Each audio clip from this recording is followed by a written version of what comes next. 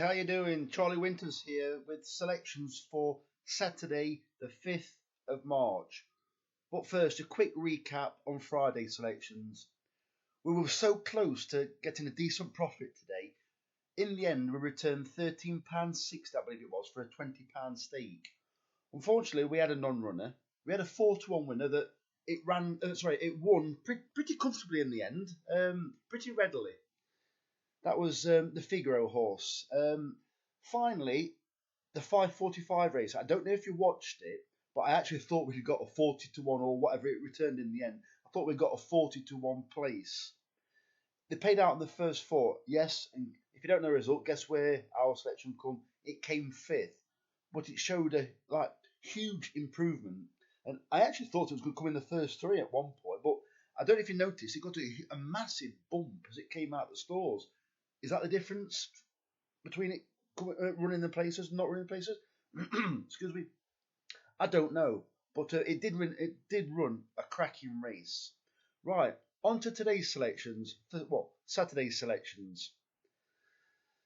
What I've done, I've highlighted the either extra place race or money back as cash if second or third. As you can see, my bets are on.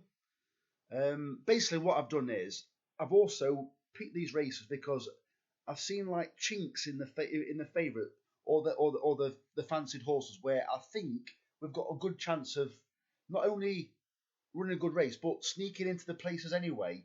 And I do think there's quite a few faults with either the favourites or second or third favourites in tomorrow's races. So I always do, but I really like these selections. But it's a different bet today. It's a 20 pence each way, lucky 63, that comes to £25.20. Then it's also a £1 each way single on each selection. First of all, Prime Venture in the 115 at Newbury. I selected this horse last Saturday, and it was held up towards the rear. I'm thinking, are you actually going to get stuck into this horse, or are you actually give it half a chance? Well, I can see why now. It clearly looks like a prep race for Saturday's race now. It's because it's back over the chase fences in a seniors race that's worth quite a lot of money. And I do think the Evan Williams stable are going to have a good day on Saturday. But that's the first selection, and that's for the first three. It is 8 runners. So we're kind of hoping that there isn't a non-runner. The next selection is Mindspin in the 124 at Lingfield. That is 4 places instead of 3. This is Callum Shepherd again, and I'm a big fan of Callum Shepherd. This horse is by David Simcock, and it ran its best race over today's course and distance. Then it was stepped up in trip to 2 mile. Then it was reduced to 1 mile 6. Well, since them 2 runs, it's actually dropped £6, and it's back over the distance where it showed its best form. So I think this will be sat at the back, waiting for the pace to fall apart, and I think it'll comfortably, in my opinion, I think it'll comfortably sneak a place. But they've even given us an extra place, 8-1, first 4. I think we're laughing really. Universal Folly in the 145 at Doncaster, paying first 4 instead of 3, and that's 5-1. Nicky Richards are just beginning to hit a bit of form. The combination had a winner the other day. I can't remember his name. Is it Connor Rabbit? Claiming 10. Yeah, I think it's got a cracking chance. It's only 5-1, but yeah, I do think it's got a cracking chance. This is one of the more interesting horses. It's Kaluki 11-1 in the 150 at Newbury, paying first 4 instead of 3.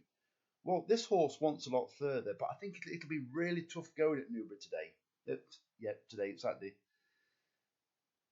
There's so many question marks over a lot of the horses. A lot of them are 2 milers, and this is 2.5 mile, or 2 mile 5, somewhere around there. And I'm just thinking, although it's not ideal, this horse dropping back in distance, it's actually got blinkers on tomorrow as well. So I really think it's going to sharpen this horse up. And first 4, I think a lot of these horses are going to be really struggling when they turn around the home bend with the long running from the last fence as well.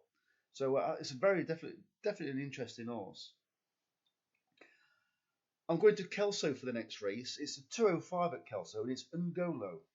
Well, this used to be trained by William Mullins, and it actually ran over 3 mile in the Albert Bartlett last year. Pretty much, basically, just short of a year ago.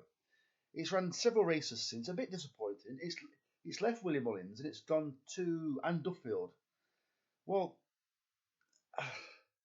it's shown it's still interested, let's put it that way, but I think it could be set up for this race. It's got plenty of speed, and this Kelso, it is a really nippy track.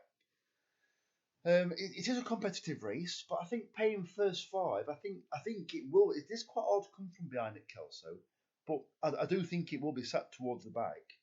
I do think, once again, I think the pace will collapse, and Gavin Sheehan's quite interesting. Gavin Sheehan takes the man today. And finally, Bold Plan in the 3:37 at Newbury. This is another one by Evan Williams. I think it's very well handicapped. Don't get me wrong, it's getting on a bit like the rest of in this race. It is a seniors race, and I think it's a cracking chance paying first 4. I think there's plenty of improvement. Well, I say improvement. Yeah, well, I think there's more progression to be seen from this horse than a lot of them, and I think it can definitely run the first 4. So on to the football bet now, and what I'm going to do, I'm going to place this bet so you can see me actually put it on. What it is, it's a £10.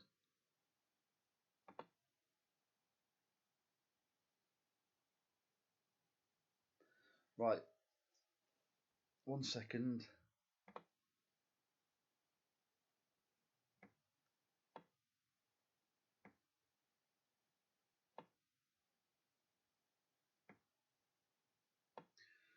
Right, it's going to be a £10 treble over 2.5 goals, and then I'm going to include the same selections in over 3.5 and over 4.5 trebles. If you watch me, I shall put the bet on. Right, I tend to find, I know, what do they say? History is no reflection of what happened in the future, or something along them lines. But I always like a previous match where there's been plenty of goals in. Well, Sutton United and Rochdale, I believe it was 3-2 last time they played.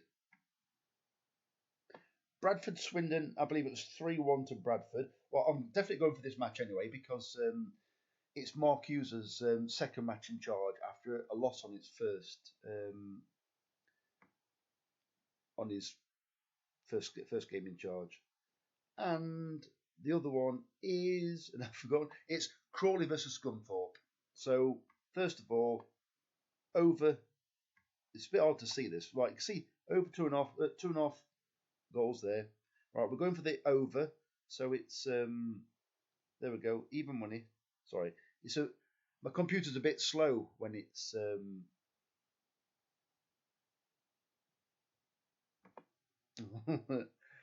and it's just changed. Right, give me 1 second.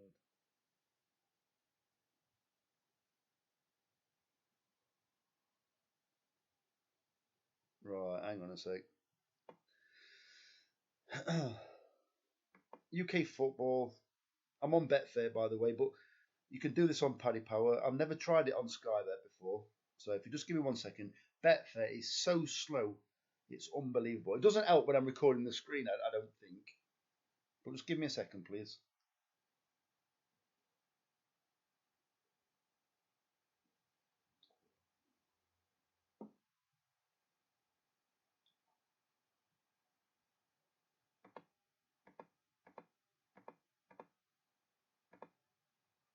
Right, here we go. Sutton United, over 2.5 goals. Crawley and Scunthorpe, over 2.5 goals. And just get rid of the bet slip. Come on, Betfair. Right.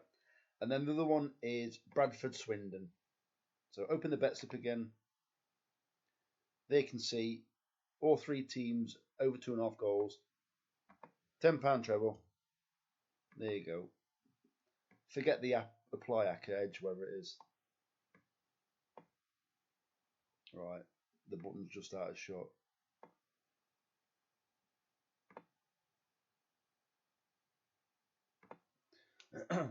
So that's one part of the bet. Right, close that. Right, scroll back up to the top. Over 3.5 goals. Just give it, probably takes an hour just to load up again. Oh, sorry, that was much quicker. So scroll down.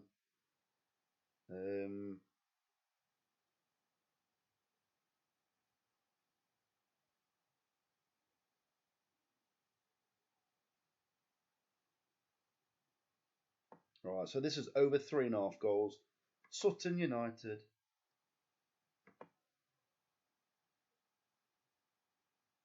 Crawley and Scunthorpe. Bradford Swindon. Keep those in the bet. Now we're going to over 4.5 goals.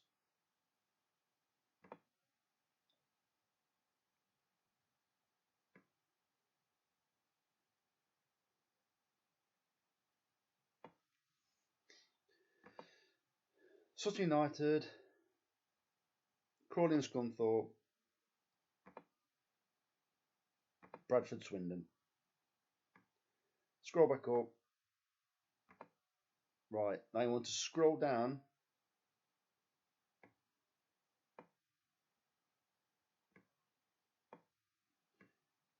Scroll down to, you want trebles. £2.50. As you can see, £20. If there's 5 goals in each of these 3 matches, you will return 2,638. Place bets. Confirm. That bet is now on. What I would say is, although I will not, even if there is a good cash out, I will not include that in the returns. What I'll do, I will stake any returns from the settled bet at the end. But what I would say is, if you see a lot of early goals, I would recommend doing a partial cash out, because I had a bet before I did the tipping line, and I staked £20, and by half time there was quite a few goals, and I could cash out for £275. It was absolutely crazy. So I think I took like 150. So it's up to you, but I shall be declaring my profit or loss based on the full time result without cashing out. So the very best of luck. Fingers crossed. Leave me a comment if you want to. Cheers, Charlie Winters.